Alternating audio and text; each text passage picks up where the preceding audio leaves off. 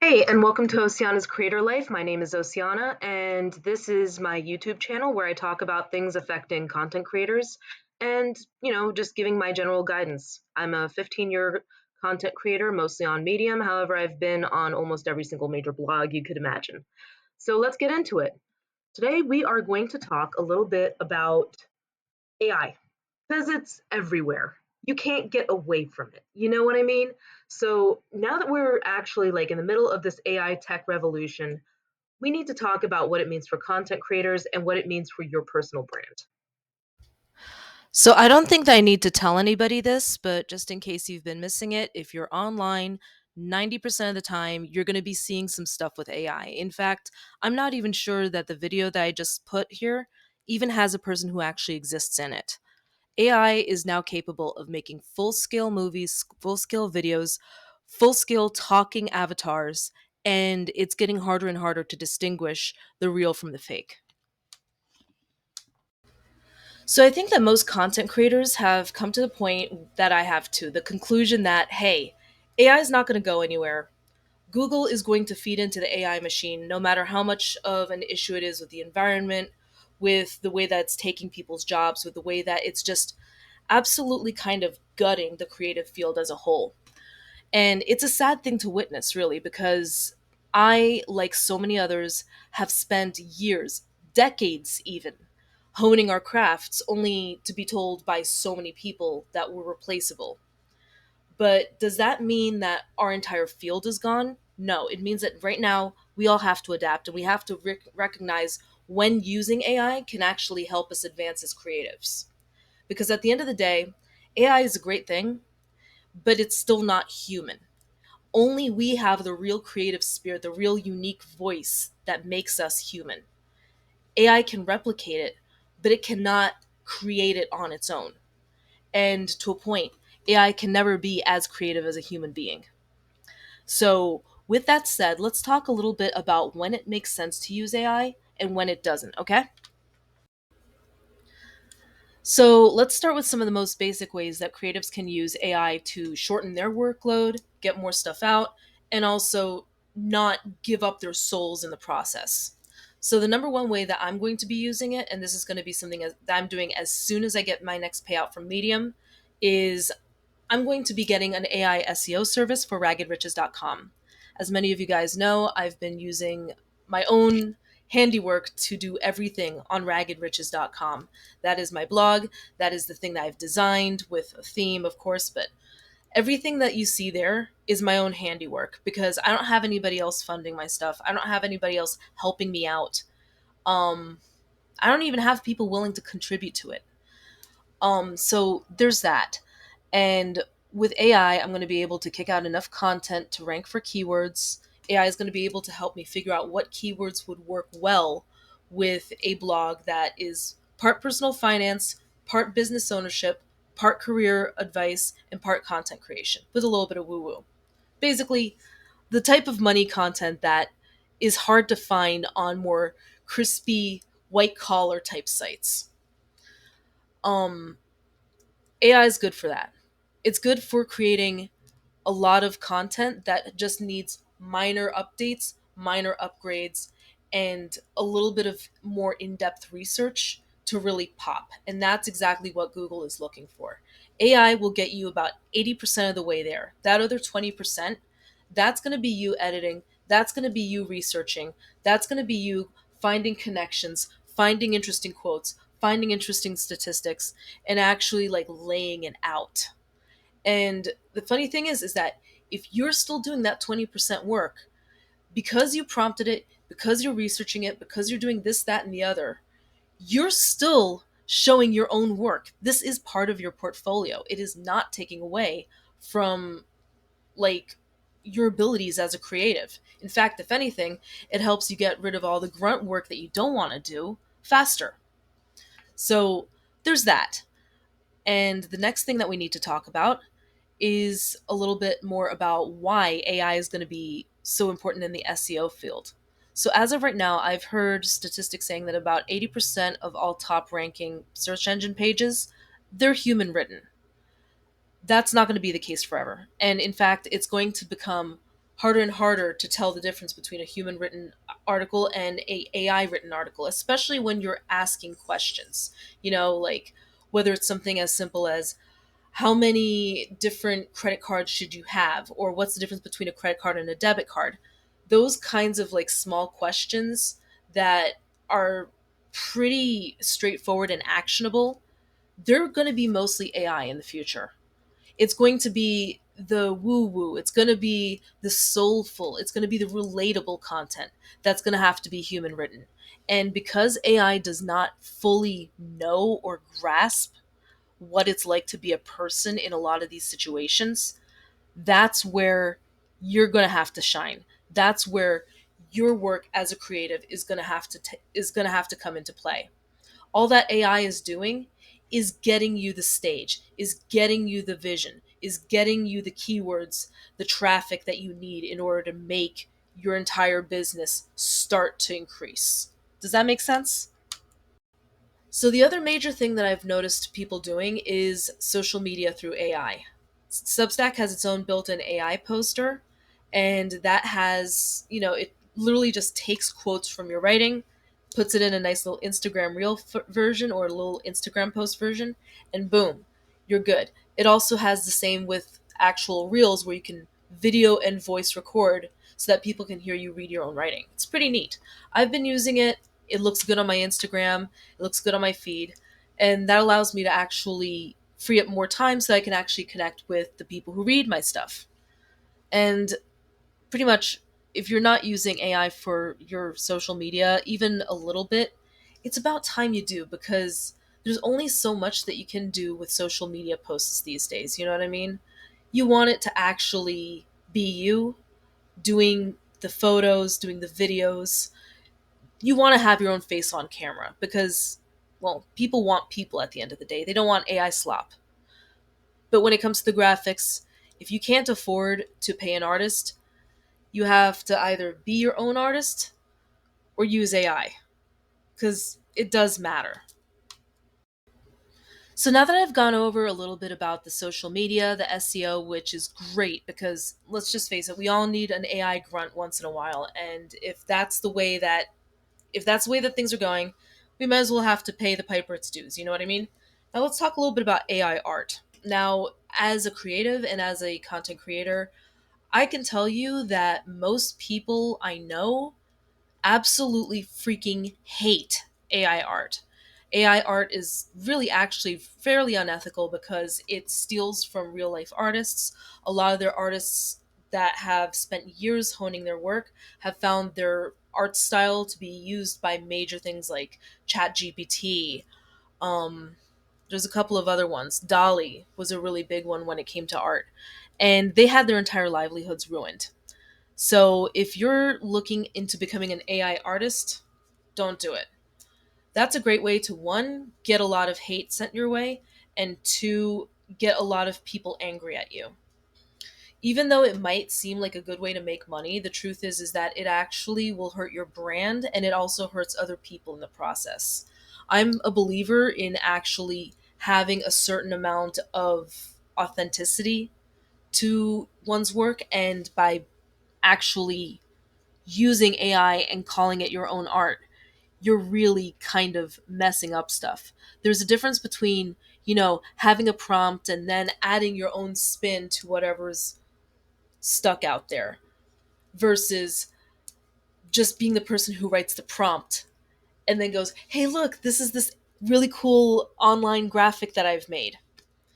The difference is that one is literally you commanding a computer to do something and then taking the computer's thing. The other is you actually improving upon something that you already conceptualized, that the computer has done most of the work, and you finishing off. Do you see what I mean? It's a very, very nuanced difference, but when you see it in action, it's very different. Moreover, as people get more into the AI scene and into the AI world, the more we start to want to see real life art. We really are starting to miss humanity as a whole. And what I mean by that is AI can only do so much. AI is always going to be there as a grunt worker for the stuff that nobody wants to do, for the tech writing, for the really bad sales copywriting, for products that nobody cares about, and for people who don't really understand people. You know what I mean? AI is good for being a companion when you're lonely. Unfortunately, I've already written about the dangers of that, but it is not human. At the end of the day, what content creation always is and will always be about is humanity. And trying to fake that by just commanding things into a machine and saying, look at how talented I am, it's not just unethical, it's just downright unwanted because there will be about 50 million other people doing the exact same thing that you are. So do not be that person. So I also wanted to point out the importance of AI when it comes to what not to do on social media. Because, one, you do need to have your replies be authentic. People can tell when you're using a bot to talk to other people versus yourself. And it's actually a really big dick move. I've actually decided to quit LinkedIn because my feed was getting so filled with people pretty much, you know, posturing, using bots to talk to one another. And it got to the point where I was like, do I even know anybody on this thing? Is anybody actually interested in connecting on a genuine level? And I came to the conclusion that the answer is no. I've just had no luck on LinkedIn. And I'm actually going to be writing about that on Ragged Riches today. But let's talk a little bit about the social media problem. On one hand, getting a lot of views, getting a lot of comments, a lot of likes, a lot of subs, that's something that you have to do on sites like YouTube. It was actually even mentioned in Bad Influence on Netflix. It's a docuseries I recently mentioned or watched. And there's a difference between getting all those views versus using bots on your own account to talk to people or to just hire bots to engage with you on platforms which should be about having actual connections. And I'm not saying that YouTube isn't about having connections, but YouTube is primarily about you serving content to people, with community being second. It's the same way that Medium has content that you're serving to people. But I've always noticed that even though I love the community there, the community is more of an afterthought compared to, the actual content. On sites like LinkedIn, Facebook, to a point Instagram, and whatever the wreckage is that was Twitter, and also Substack, if you have nothing but bots following you, and if you are constantly just dealing with a bunch of like AI followers, people are going to notice and people are going to call you out for that. It's fake. And not only is it fake, but it does not improve the content quality. It's not going to get you real fans. While a little bit of astroturfing can convince people to click on one video, you actually have to keep them there. You actually have to give them something that they're getting value from. And you can't do that by just flooding your account with bots. Everybody can tell when it happens. And at the end of the day, if you're a content creator, you're either serving up the content, great, high quality content that is interesting to listen to, interesting to watch, or you're doing something where you're getting genuine human connection. Because at the end of the day, everything that is grunt work can be replicated by a robot. What cannot be replicated is a human being, is that actual connection where you have meaningful discussions, where you have backgrounds, where you have trials and tribulations that you talk about. You know what I mean? So do not be the person who uses AI to bot and storm and do nothing with the quality of your content. AI is there to get you the stage. It is not there to fake every single contact that you have. So now that I've gone over the two major like do's and don'ts of each side of AI, let's talk a little bit about the nuance because guess what? There's a lot of nuance here. And what works for my brand and what works for people like me who are creatives who want to be known for their art will not work for other people who have a different idea of how they want to make money. So let's talk a little bit about the nuance. Now, I've mentioned that YouTube has this standard of botting. Well, guess what? If people notice that there's a lot of views, that's usually a way to get more attention, to get more success towards, whatever you're doing on TikTok or whatever you're doing on YouTube. YouTube does have an algorithm and it does push things that have high quality. So when people see a lot of views, they tend to assume that you're going to have high quality. What AI can do is AI can put your foot in the door or it can give you the direction, but you still have to steer. And while it can put gas in the gas tank, you still got to drive. You see what I mean? Now, when it comes to certain types of AI art, there's also some nuance there. For example, I think that a lot of us have seen those TikTok reels or those Instagram reels where they have parody like music about, cowboys doing the dirty with other cowboys or something like that. And they're funny. But I'll let you in on a little secret. I don't think that any country singer would actually want to put out music with that with their face on it. You know what I mean? And at the same time, it's a one per day thing. The person clearly did a bunch of prompts, and while, in an ideal world it would be a bunch of people all making that music together, the truth is that the demand for funny parody stuff is always going to be there, and to a point it doesn't really feel like it's hurting anyone because one, it's a fake voice. It's not like it's using somebody else's voice. It's not using somebody's art style, really. It's not like, the person's putting in something that sounds exactly like Dolly Parton or like some other cowboy dude who's a dude. Sorry, I don't really know country that much. And the thing is that they do create communities around it, and it's faceless, and it's funny, and it's shareable, and it's relatable in a weird way. You know what I mean? That kind of AI like content is not the type of stuff that people really hate. Another example of nuance here are those little dancing cat videos. We all know that those cat videos aren't real, right? But, we can't really make those in real life. So, if you want to make a viral channel with cat videos that involve them dancing and talking and stuff like that, you're welcome to it. It's just that you need to come up with a little bit better quality. At the end of the day, anybody can make AI slop, but content is still king, and so is quality. The more that you go into the brain rot world, the less you're going to have good quality, and moreover, the less money you're going to be making. You want something that's going to be able to stick around for years. You want some stuff that's not going to age like milk. You want stuff that ages like fine wine. And if you're just doing something for the fun of it, go for it. But just understand that there's differences, there's nuances, and you have to actually work with your brand and within a certain scope of ethics. And I think that's exactly what our society is trying to come up with.